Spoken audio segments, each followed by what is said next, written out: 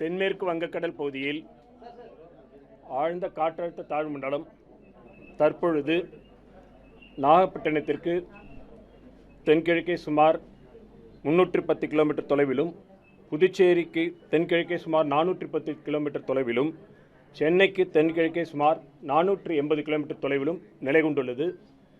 இது வடக்கு வடமேற்கு திசையில் நகர்ந்து 30ஆம் தேதி காரைக்காலுக்கும் மகாபலிபுரத்துக்கும் இடையே 30ஆம் தேதி காலை ஆழ்ந்த காற்றழுத்த தாழ்வு மண்டலமாக கரையை கடக்கக்கூடும். இந்த ஆழ்ந்த காற்றழுத்த தாழ்வு மண்டலம் இன்று மாலை முதல் நாளை காலை வரையிலான இடைப்பட்ட நேரத்தில் தற்காலிகமாக புயலாக வலுப்பெறக்கூடும். அதன் பின்னர் வலு குறைந்து கரையை கடக்கும் பொழுது ஆழ்ந்த காற்றழுத்த தாழ்வு மண்டலமாக கரையை கடக்கக்கூடும். கரையை கடக்கின்ற பொழுது பலத்த காற்றானது மணிக்கு 50 முதல் 60 கிலோமீட்டர் வேகத்தில், அவ்வப்பொழுது 70 கிலோமீட்டர் வேகத்தில் வீசக்கூடும்.